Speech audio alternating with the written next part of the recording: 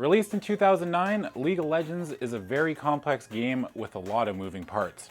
The game has changed quite a bit since those first nervous few steps into the competitive multiplayer arena, growing from a roster of 42 champions at launch to a staggering 137 champions to date. It's an incredibly complex mixture of elements that to almost anyone is pure chaos. Champion abilities, cooldown timers, objectives, and a list of items purchasable to increase the player's power is enough to make the viewing experience for anyone new a nightmare.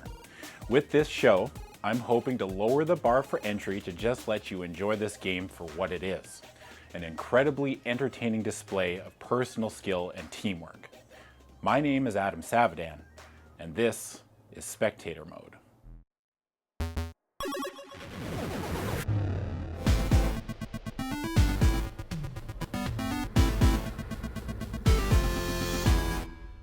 The thing to know when watching League of Legends for the first time is the map is the most important aspect of the game.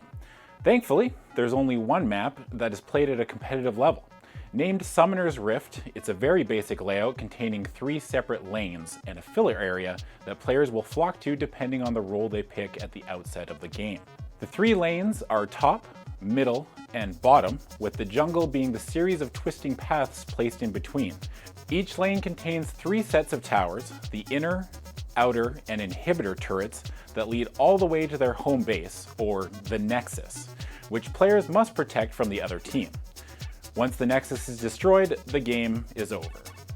During the course of a game, minion waves will spawn from each team's base traveling up the lanes towards the enemy Nexus. Players in each lane will destroy these minions, gaining gold for getting the last hit on a minion's health bar. They then turn this cash into sick items to dunk on the enemy team. Both teams will also use a set of items called wards, which take up a separate slot in their inventory used to gain vision on the map. Green wards are invisible and last a short amount of time. Pink wards will reveal any invisible wards or units near them, but are visible to anyone and can be destroyed. The map also contains a variety of other objectives that teams are incentivized to take to increase their chances of winning. There are sets of neutral camps that contain extra sets of monsters for the jungle to help generate gold. There are 2 monsters that grant buffs when they've been killed, a red buff and a blue buff. The red buff makes basic attacks do damage over time with a movement slow, as well as health regeneration out of combat. The blue buff grants mana regeneration and a small amount of cooldown reduction. The Rift Herald and the Baron are a pair of spicy monsters that hang out in this pit. Killing the Rift Herald drops an item called the Eye of the Herald, which can be used to force her to attack enemy structures and champions. The Herald has to herald something, right? That's this guy, Baron Nashor. He's pissed because all he gets to do is sit here and wait for a group of sick gamers to come around to wreck his shit. When they do this, he grants a team-wide buff that gives increased attack and ability power, as well as an aura that increases the damage of nearby minions. Dragons are the final big objective on the map, located here. From a selection of 4 dragons, one will spawn around 2 minutes into the game and will stay there until killed. The 4 different types are Cloud, Infernal, Mountain, and Ocean. When a dragon is slain, 6 minutes later a new random dragon will spawn, and this will keep happening until the 35-minute mark. At the 35-minute mark, an Elder Dragon will spawn and will be the only dragon type that spawns from that point of the game onwards. Only 3 different types of elemental dragons will spawn in any given game up to the point where the Elders start spawning. But Adam, what's the point of killing the dragons? Great question, me. When killed, each dragon gives a buff to your team that lasts for the entire game. Mountain Drakes grant additional true damage to epic monster, like Baron Nashor, and turrets. Infernal Drakes grant an increased attack damage and ability power. Cloud Drakes grant bonus movement speed while out of combat. Ocean Drakes grant increased health and mana regeneration if you haven't been damaged by a champion or tower recently. And the big old Elder Dragon grants damage over time to spells and basic attacks that increases in power for every dragon buff that you have. The Drake dislikes being killed and loves Fortnite duos. We know what we have to do to win, but how can we do it? Every lane has a set of roles unique to it. This is by no means a hard rule, but you'll generally see this set up in almost every game. Top laners are generally occupied by champions that are the classic tank role that you'd find in MMOs. The champion picks for top laners also bleed a little bit into the bruiser territory. This means they focus a little less on just soaking damage and dish out a little more. This is also widely considered the worst lane. Mid laners' sole purpose in this world is to do as much damage as possible as quickly as possible. Usually filled with champions that fall into the mage or assassin slices of the spectrum. They're kind of stuck in this constant anime redemption arc where they try to prove their worth by deleting enemy champions from the map. Bottom lane has two champions in it, the ADC or attack damage carry, or also the marksman, and the support. The ADC generally has the same mindset of mid laner, trying to do as much damage as possible while not dying a horrible death. The support player tries to stop these deaths from happening, playing champions that specialize in healing, shielding, and crowd control. Champions that have the ability to make plays are generally supports by either initiating fights or disengaging from them. The jungler inhabits this whole area in between the lanes and uses the neutral monsters we mentioned before as their source of income. They have a heavy hand in dictating the flow of the game and are a driving force behind taking a lot of the objectives on the map due to a skill they use called Smite. A variety of archetypes can play in the jungle role, from a straight tank to an assassin. If you ask their team, they're also to blame for any death that happens when they are involved in the fight. 여러분들이 지는 게 아니고 여러분들이 지면은 그거는 정글 탓입니다. So I just want to say one last thing to all the top laners in the world. Keep this in mind. If you lose, it's not your fault, but the jungler's fault. Look, there's a lot of items that players can buy in this game, and I'd be a madman to try and go over them all. In a basic way, there's an item for everything. Want to do more attack damage or have more ability power? They've got you covered. Want to have more health, more defense, more cooldown reduction, lifesteal, movement speed, cleave, self-revive, debuff removal, health regen, mana regen, or return damage back to your opponent? This game has it all. Every champion can pick 2 summoner spells to aid them during their fight for the Nexus. Barrier will shield the champion with some extra health for a couple of seconds. Clarity restores your mana and the mana of nearby allies. Cleanse will remove any spells debuffing your champion. Exhaust will slow an enemy champion and reduce their damage dealt. Flash, the most picked summoner spell, lets your champion teleport a short distance. Ghost increases your movement speed and removes unit collision. Heals you. Ignite adds a damage over time effect on the target and reduces healing received from any source by half. Smite deals an amount of true damage to any target and is always picked by the jungle player as a way to secure objectives. Teleport will move your champion to an allied turret, minion, or ward. Before the game even starts, both teams will draft champions they will use. In Phase 1, both teams will alternate bans starting with the blue side. They each ban 3 champions, which means neither team can pick these champions. They will then pick champions left in the pool. The blue side will pick first, then the red team gets 2 picks, then the blue team gets 2 picks, with the red side getting the last pick in Phase 1. There is another set of bans, with red side banning first and both teams banning 2 more champions each. Then the red team picks first, blue team picks 2 champions, and the red team picks last. As with every part of this tutorial, things are a little more complicated than what I covered. I just want you to watch these games, and if I can spark an interest here in any way, then you'll be motivated to dive deeper on the scene as a whole. To help me understand the history and the players and just why League of Legends is so much fun to watch, I sat down with the former assistant coach of the LCS team Immortals, Nick Luft. Hello and welcome to the very first episode of Spectator Mode for the interview portion. My name is Adam Savadan, and I am joined here by Nick Luft, who is the former assistant coach for FlyQuest Esports. Former assistant coach at FlyQuest Esports and former analyst at Immortals. I've worked in the League of Legends space for a couple of years now. Yeah, and FlyQuest and Immortals are both teams that compete in the LCS, which is the League Championship Series. Right. FlyQuest still competes in the NALCS. Immortals didn't make it into the franchising process. The thing that I really want to know is, how did you even get into that? All right. So League has been a big part of my life for a very long time now. The game came out about almost 8 years ago now. Yeah. So I saw some offhanded comment today that called League an old school esport now, which I thought was absurd at the first time I heard that. I'm like, that's ridiculous. Like, everyone still plays it. It's still really popular. But it's got a history to it now. So I started playing League of Legends in 2010, I think, about 8 years ago now. I was 12 or 13 years old. Holy moly, I feel so old all of a sudden. Yeah. Nick, no, you can't say stuff like that. Yeah, I think it was in beta in 2009. It came out in 2010. I'm not 100% sure on those numbers. But I started playing in the first year it came out, and I really loved it. Our home situation was such that myself and a couple of my brothers and my sister Lindsay all kind of played it at the time, and we played together and stuff like that. So, Oh, really? yeah, Oh, that's so sick. Your whole family played? yeah, everyone in our Man. family except the youngest has played League of Legends at some point. That's so cool. Did you guys queue together and stuff? Oh, Or yeah. You play? That obviously just got me into the game it was really exciting. It was like one of the first big online games I played. I just played the game and not so much into the esports side until like season 4 or season 5. One of the convenient things about the league seasons is that they correspond with the year kind of, because season 1 was in 2011, 2 in 2012, so on. Season 5 was 2015.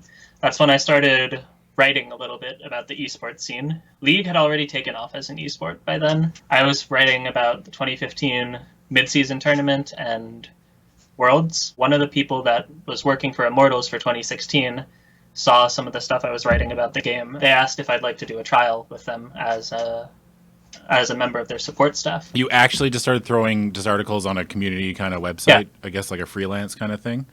So I guess, yeah, don't let your dreams be dreams. What I want to talk about here is the fun stuff. Why do you love this game so much? Okay, so there are 2 reasons. One is like the personal one is that I grew up playing the game and I love playing the game myself. I think the more compelling reason for more people is that I think that the combination of the history in the esports scene, the crazy amount, like the stakes are incredibly high in the league esports scene, and I think that the gameplay is still really satisfying to watch. The community at large, when you start interacting with people outside of like playing the game, the community is amazing. There's so many insane cosplayers and content creators. People write music about the game. The music that Riot puts out themselves is amazing. Yeah. They put out great stuff. I guess a more appropriate question too is like, why should I watch it? There are often very like deeply rooted storylines in a lot of the professional games that the casters do a good job of promoting. Like certain long-term rivalries are super interesting to me from an outsider perspective too. If you look at the game and if you want to learn about the history, there's a great wealth of that too. I think there's like a negative stigma in the community right now that the game's like entirely team-based and there's very little room for like solo outplays. I think that's pretty blown out of proportion. There's huge moments for individual brilliance, even in a really, really like technical team game. Need some space. Be a difficult one again. Holding the barrel. Oh! Blocks up balls. They're going to be able to get this kill again. No, maybe not. Oh, what a play at the last second. It stays alive. I mean, you just basically described wrestling. Like, there's storylines, there's moments of like personal brilliance. Esports can be its own storytelling medium. Right. There's stories that go back 7 years now for League of Legends. Someone like Doublelift, who's played the game for like 7-8 years and has been like, he's now one of the greatest North American. Wait, that guy still plays? Yeah. Oh yeah, he's very good. He's going to MSI. He just won NA Spring. Oh, really? Yeah. What team does he play for? He plays for Team Liquid now. Doublelift is a professional player. He played on CLG when I had an idea of what was going on. He had a rivalry with TSM as an org, really. Just as an organization. Yeah. And TSM is Team Solo Mid. TSM, CLG, and C9 are really the 3 like pillars of North America, and they have deep-seated rivalries with each other. So Doublelift was always on CLG until Season 6, where he actually announced that he was transferring to TSM, which was a huge Wait, move. what? The bombshell, like the heel turn. Holy moly. Yeah, when that hit the community, everyone went insane. Yeah. Because it was such a big change up that they weren't expecting. And that TSM roster with Doublelift and Bjergsen, who's one of the best players in North America as well. This Doublelift fellow had spent 6 years hating on TSM. Yeah.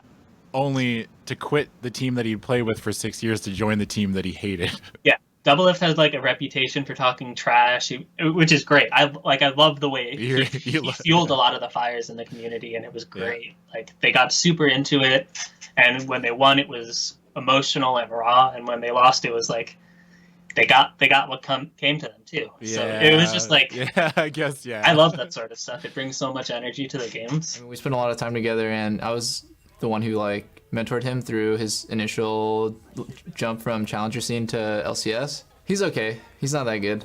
I think the funny thing is, I'm pretty sure I can dodge all of his skill shots because I know how he throws them. And Vile just like, sometimes he just can't hit a skill shot in lane for like just like 10 minutes straight. And he's like, oh, I can't hit him.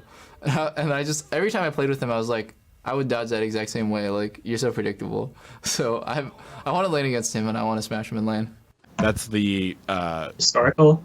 the most notorious rivalry is probably. Double Lift and TSM. Well, and Double yeah. Lift, and who does Double Lift play for now? Double Lift now plays for Team Liquid. Team Liquid made a huge off-season change with where they bought out a bunch of the players from the old Immortals roster that I was a part of in 2017.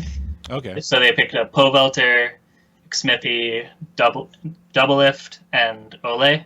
So they basically brought in an entirely new team, and then they took it to first place because they brought a bunch of players who were very successful before them. Oh, so it's just like an all-star team? Kind of is, yeah. Okay. They were, because Team Liquid had struggled a lot, but they had accrued a lot of sponsorships and stuff even while they weren't doing well as a team. So they ended up having the cash to really splurge out in this offseason, and they just got top-tier talent basically across the board. Dude, I love this lore. Give me more lore, Nick. That's what I want. Dyrus was a big name in League of Legends. So Dyrus retired in Season 5. Okay, yeah. And he was a part of TSM. Right, he was the top laner for TSM since basically TSM started, I believe. Why, hello there. My name is Dyrus, and I'm wearing a suit of armor. This is Mr. Pillow. Ooh, Mr. Pillow. Okay. My memory of the very early days is very fuzzy because I wasn't as in the esports scene at the time, but he was a kind of another one of those really strong pillars of the community. A lot of people very much cared about him. I don't think you can hate the guy. Like, it's pretty much impossible. He became famous as a streamer early on, and then because he was just a strong player and very, very high in solo rank all the time. Yeah. So, and then he joined the professional team, and they were very successful. They went to Worlds every season he played. He gave a speech when he retired at Season 5 Worlds, and it's one of the most emotional pieces of League of Legends. I watched that, and I was like, wow, even I'm getting a little emotional here. It's kind of hard not to. That was a very nice moment. I think Riot handled it very well. Honestly, I didn't know what to think or what to say. The overwhelming fan support, even though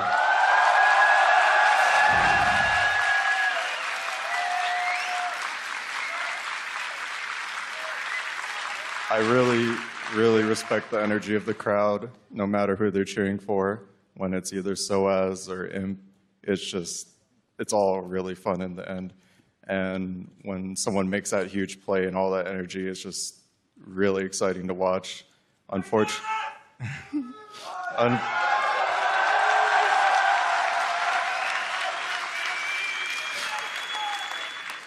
Unfortunately, on my side of the end, I wasn't able to perform when it most mattered, and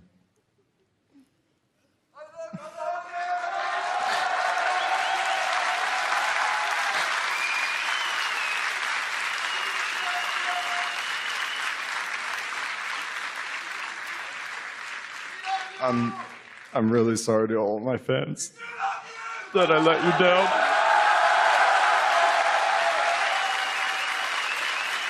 Dyrus.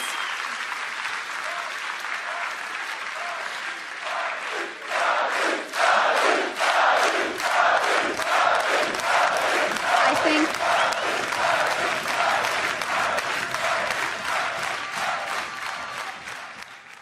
What about another rivalry? Can you give me another one?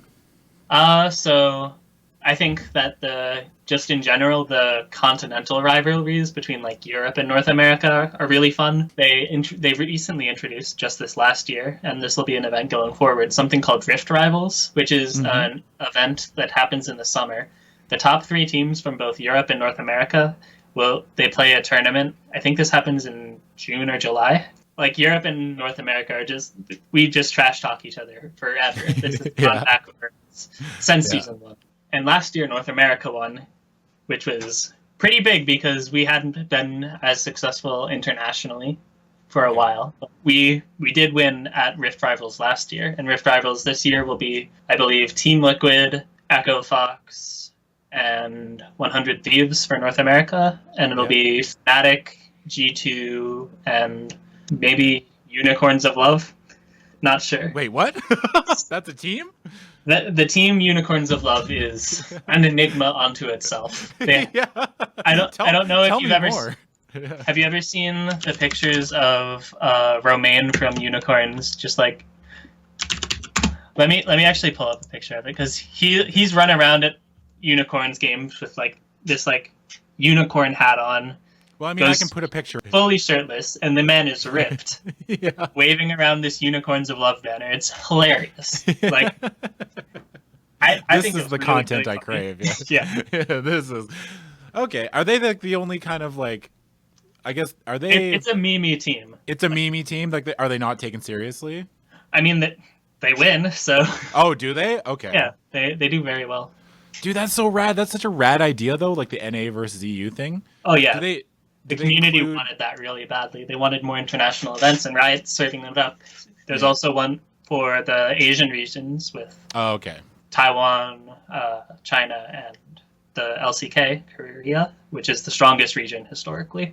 The Korean overlords are something we all kind of have had to accept in our lives as a part of being in the League of Legends scene. They've just been dominant for as long as they've been a part of the game. Like, the Korean server didn't come online until like season 2 or season 3, and as soon as it did, the Koreans have won every world championship since season 3. One of the famous rivalries in Korea is called the Telecom Wars between Wait, what? That sounds like a sci-fi book. SK Telecom and KT Rolster. Okay. So these teams have been a part of the League of Legends scene since season 3. They've both been competing in Korea, and they just have a history of having really intense games. They're almost always near the top of the league, both of them. SKT is the greatest player of all time, Faker. His legacy is unmatched. And it's very unlikely to be matched because you think that wow, that's a high bar. Yeah. Ever? You don't think anybody's ever going to be better than him? He was a rookie in what was then OGN in season 3. He was playing for his first year, and OGN's like a league, I guess. Like OGN is a broadcaster in Korea that broadcasts a lot of esports titles, and they ran the league at the time. So Faker was a rookie then, and in his rookie season, he was already acknowledged as the greatest player in the world. He, like, his first game, he solo killed one of the best mid laners in the world, and he just stormed from there. Is he a robot? That is one of the that's one of the theories. Names.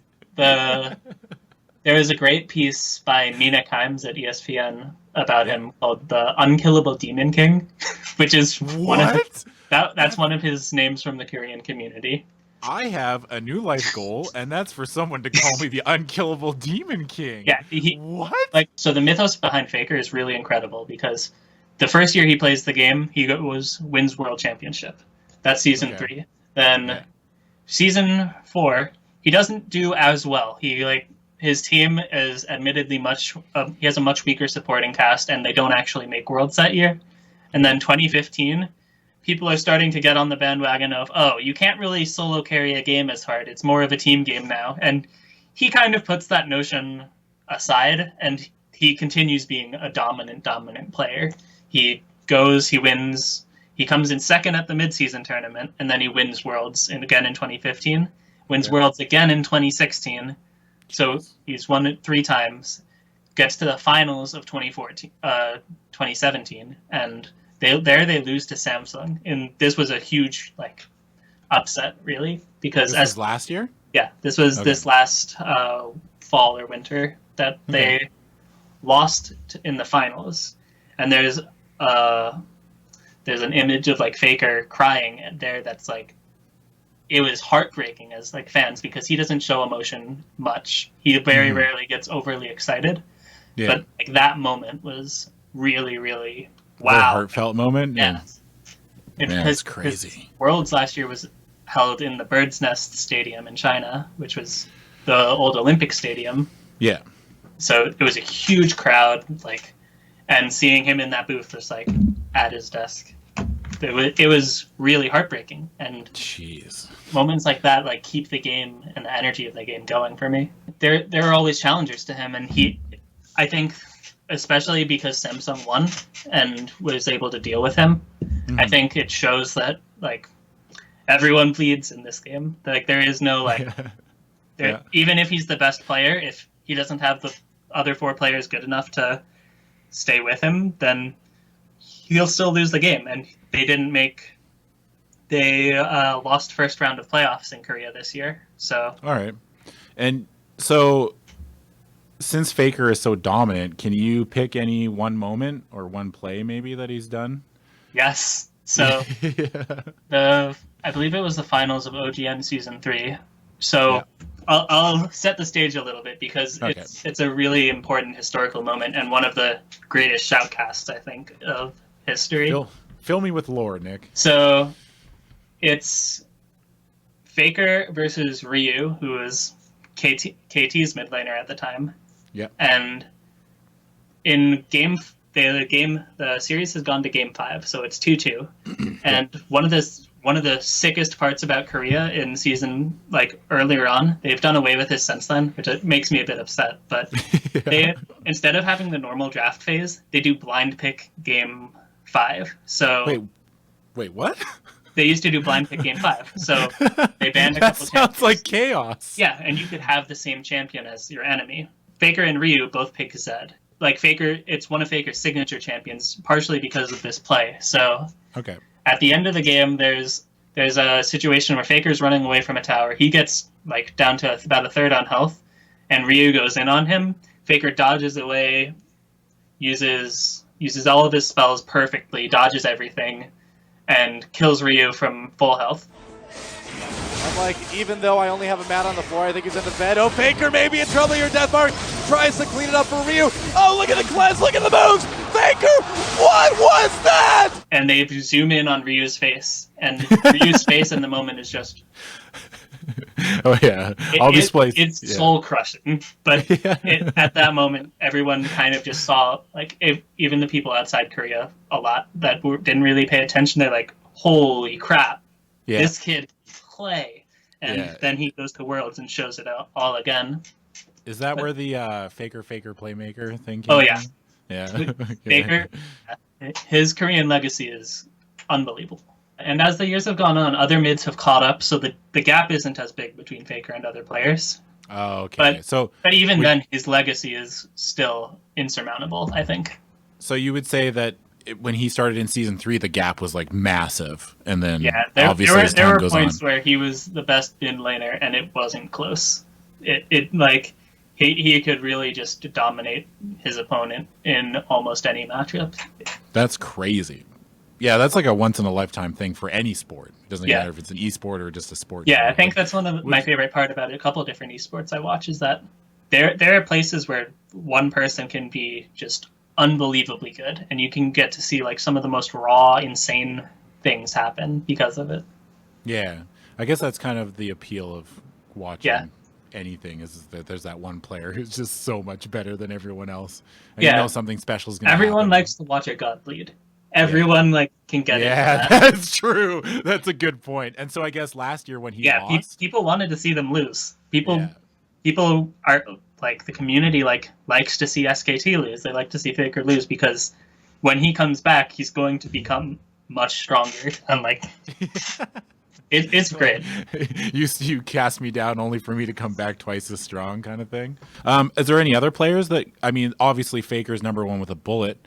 Yes. But is there anyone else who's kind of maybe close? So players who have come close are I would say Smeb, who's now the top laner for KT, was the top laner for Rox Tigers. He's very versatile on a number of different champions, plays tanks, plays carries top, and I think he's pretty cemented in that he's the best top laner that's ever played.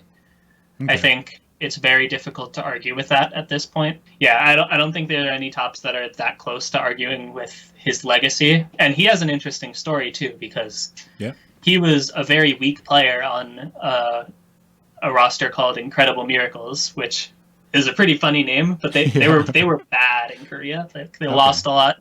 But when all of those the players from Incredible Miracles, they all went to different teams at a certain point, and Smeb, most of all, just shot up. He was like a contender for one of the worst players in the league when he was on Incredible Miracles, and he became dominant in 2015, I believe, and he was so good. What do you think the change was? I don't know. Whether it's environment or the people he played with, he just shot up and became one of the more dominant players of that era, and still to this day is probably the best top in the world. So he went from one of the worst to just the absolute best. Yeah. Wow. His rise was meteoric, and it was real fast. Wow, that's crazy. I would really love to know what the change was. Yeah. You just started. Yeah, you have no idea? No, because that's happens in Korea, and it's a little harder for me to get information there. So. Okay. What about? Is there anybody like? I guess we should maybe go to home soil a little bit. Like, Sure. Is there any NA players that you would put in the conversation for like the greatest of all time? I wouldn't put them in the conversation for greatest player of all time, like internationally, but yeah, like I don't think there are that many. Do you think is the gap that big between? Like, say Double Lift, who's an NA resident and one of probably the greatest NA player to ever play. I think he's probably one of the top 3 AD carries in the world, for sure. Okay. I think, and he definitely has a legacy of being one of the best. But I think that, like, say Uzi from China is probably a little bit better.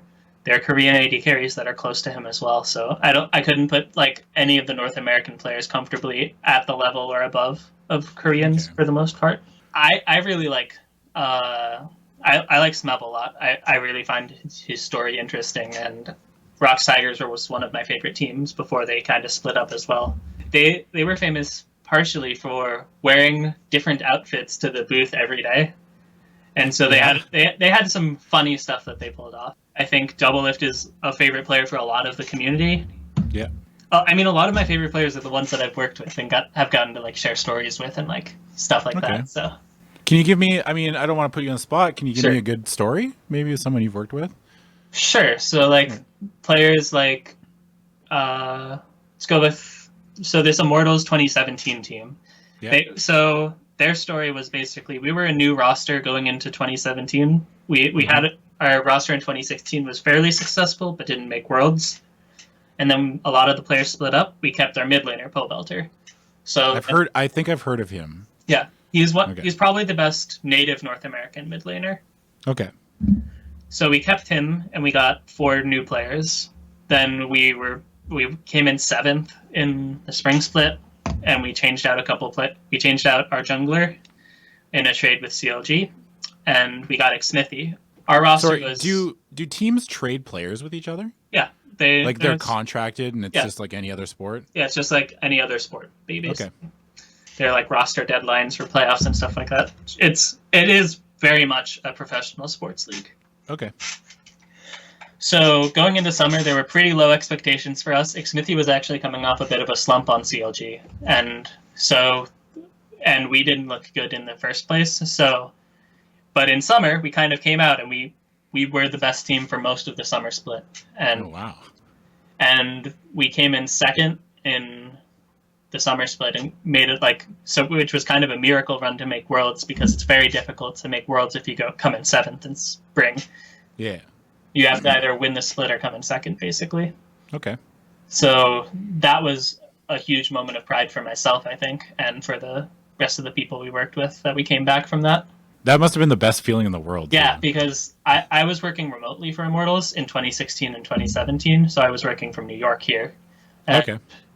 Just doing a lot of stuff like online through Skype, through Google Drive, stuff like that. But the NA finals in 2017 for summer, which we made, was the first time I actually got to work with the team in person, because it was in Boston, which is close enough to me that I was able to make the trip. Yeah. So I got to be with the team in the person and helped prepare for finals there, which was a blast. And yeah. Oh, I can imagine. Definitely a highlight. Like league players in general, professional league players during the course of a game have a lot of information to keep track of. Sure. And I think that's the part that blows my mind the most. I mean, there's so many timers, and there's skill abilities, and there's lists and lists and lists and lists of stuff. Is there any way that maybe somebody watching League for the first time that can get a hold of this information? Like, is there a way to parse this? Like, right. So a lot of the information. So it depends on how you want to parse League as a game, because I think it's very easy to just enjoy the combat and the fighting and the big moments. And those moments you should be able to see a lot without scattered details of timers and different abilities and stuff like that. You'll be able to see some of the crazier moments happen, and the casters will break down some of those situations. But if you want to get more in depth and learn more about the game, there are a lot of different timers you can keep track of.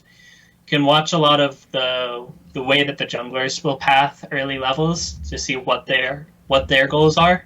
Yeah.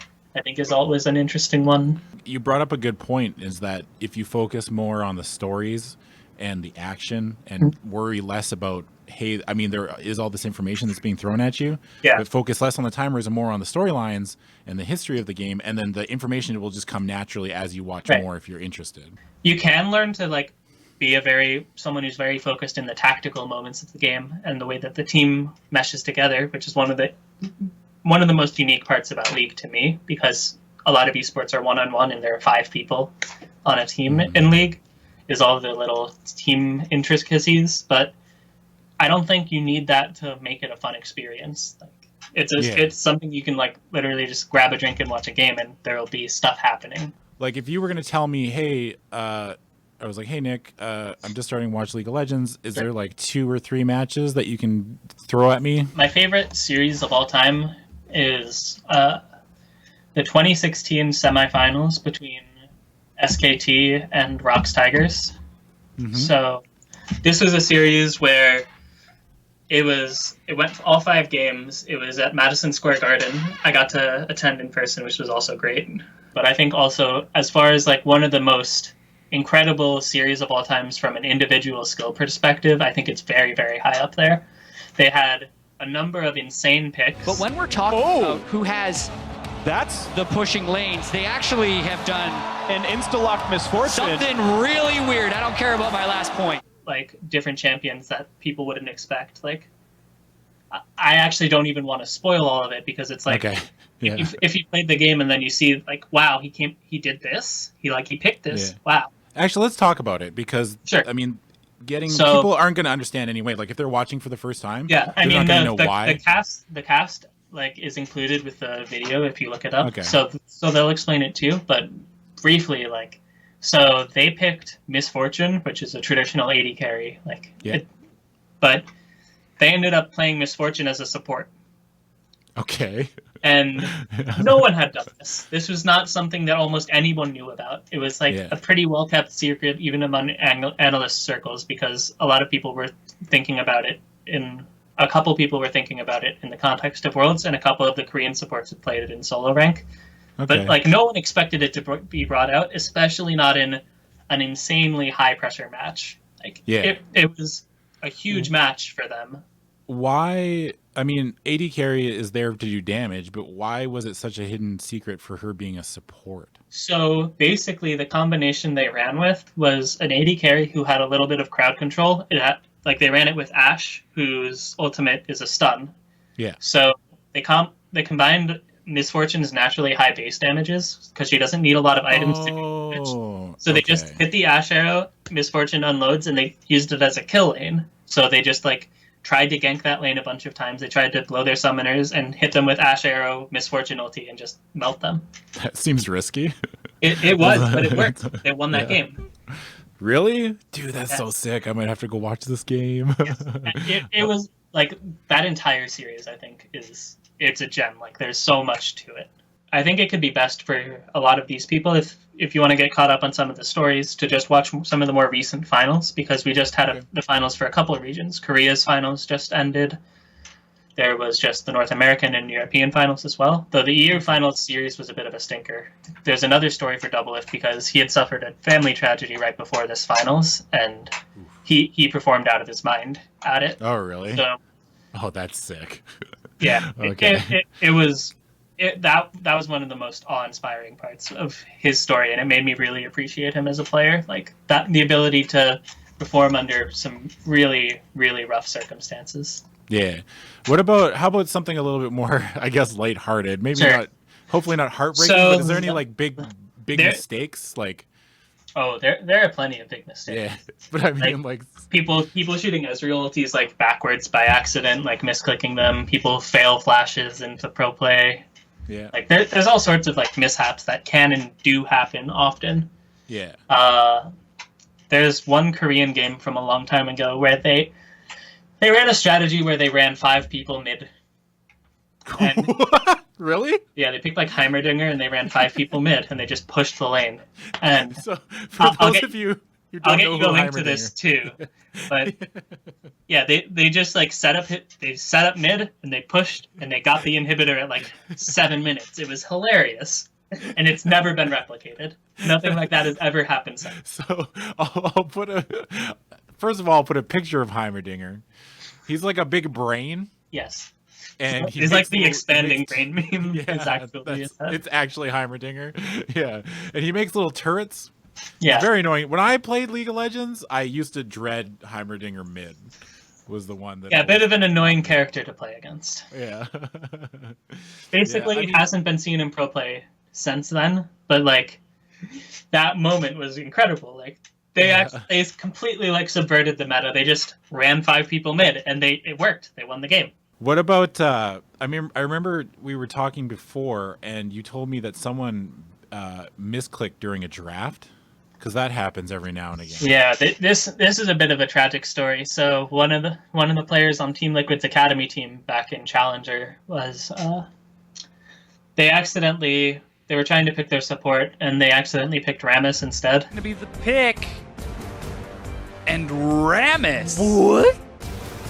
Hold the phone. Yeah. And so their support player had to play Rammus. So, I just got confirmation that Rammus is not intentional. That was supposed to be a Soraka. Oh, that feels bad. Didn't go well. They didn't win that game. Yeah. Newsflash. That was a bit Rammus is not a support. Yeah. That sort of stuff is pretty rare, but like as far as just mishaps and like funny moments, they come up a lot, and they'll happen your average broadcast day. Give me your final pitch. All right. As far as League of Legends is concerned. League of Legends is massive. It has one of the most diverse and like, well, I wouldn't say diverse because I think FGC has like a monopoly on that almost, but like. Yeah. It has one of the most widespread communities. It has some of the most incredible community creations. The game itself is fun to watch. It's very active, and you can find people to watch it with most of the time. I think that there's an incredibly high skill cap. There are funny moments. Like, the game kind of has everything. And yeah, especially if you like watching sports with a lot of history, if you like watching bigger team games instead of 1v1 games, League is great for that. Cool. So I guess that's a wrap. Yeah. I mean, I think that's a pretty good start. I am definitely going to make more of an effort, I think, to watch a bit of League. Yeah, so the Midseason Invitational is coming up, which is a tournament with the team who won playoffs from each region. So it's going to be Team Liquid for North America. It's going to be Kingzone Dragon X for Korea. Yeah. Fnatic for EU, and a couple that haven't been decided yet. All right. So that tournament's coming up if you want to watch some of the highest quality League of Legends. Okay. What's next on the docket for Nick Luft? I'm not really sure. So I'm figuring out my medical stuff. I'm going to get that sorted out before really making my next move. But yeah, I'll be around the scene for sure. All right, cool. And where can people find you? So I'm at Lufty, Lufty on Twitter, and I very rarely stream, though I might do a little bit more once I'm feeling a little bit better. And that's at, I believe my Twitch is Lufty13. Okay. That's about it. Okay, cool. Well, thank you, Nick, very much for doing this for me. I really appreciate it. You've been great, and I hope everything works out for you in the future. Thank you. And I will talk to you later. All right, later. All right, there we go. That's it. The interview's finished. You know a little bit more about League of Legends. That was the first episode of Spectator Mode. I am nervous. I really want this show to be good, and what I'm looking for is feedback. What you liked, what you didn't like, What game do you want to see covered next, maybe? So yeah, if you want to leave it down in the comments, that would be great. As always, this show is brought to you by you with your support on patreon.com/loadingreadyrun. Once again, thanks to Nick Luft for his time. You can find Nick at Lufty on Twitter if you ever want to reach out to him and talk about League of Legends. He's super passionate and he knows a lot about the game. But that's it for me. My name's Adam Savadan. I'll see you next time.